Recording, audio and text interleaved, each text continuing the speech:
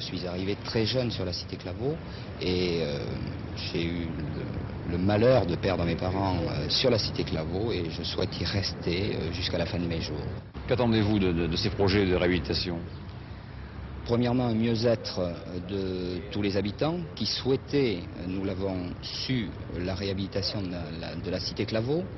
Un mieux-être et aussi nous souhaitons que les habitants du centre de Bordeaux puissent venir sur ce quartier qui était plus ou moins défavorisé. Bacalan a une image de marque avec une connotation pas souvent très bonne, qui est très fausse, puisqu'il suffit de se promener, de rencontrer les gens pour voir que ce sont des images qui sont faussées, puisque c'est un quartier vivant, c'est comme un petit village. Et notre objet, c'est de l'aider à mieux vivre et à attirer les Bordelais pour venir se rendre compte que pas loin de chez eux, il y a un quartier extraordinaire au bord de la Garonne et très facile à vivre. Dans un premier temps, le mieux vivre à Bacalan, ce sont les travaux entrepris dans la cité Claveau pour rénover 450 logements. Cela signifie très concrètement l'amélioration du cadre de vie quotidien de 2000 locataires. Les banlieues 89, dans cette opération de réhabilitation, ne s'intéressent qu'aux abords de la cité. Trottoirs, espaces verts, stationnement. Parmi les autres dossiers subventionnés par banlieue 89 à Bacalan, citons la construction de la maison de quartier à Claveau. Une salle polyvalente remplacera en effet le bâtiment vétuste et aujourd'hui dangereux construit par les Allemands.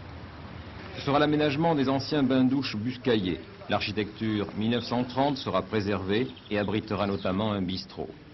L'ensemble de ces projets a été élaboré par un atelier d'habitants, c'est une démarche originale, et par une équipe d'architectes. Je crois que de plus en plus, pour la qualité de l'architecture, tout le monde devra travailler en associant le plus étroitement possible les consommateurs d'architecture à leur cadre de vie. Ça me paraît évident et donc très facile.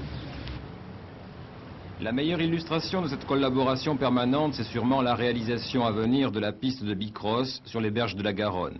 Ce sont les enfants qui l'ont dessinée, ils participeront à sa construction. Il ne faudrait pas oublier également le volet emploi, représenté par les entreprises intermédiaires et les stages de formation-réinsertion. L'autre ambition de banlieue 89 sur Bacalan serait de faire de la base sous-marine un lieu culturel au sens large du terme. 40 000 m² à exploiter et un objectif prioritaire, assurer la sécurité à l'intérieur de ce bâtiment.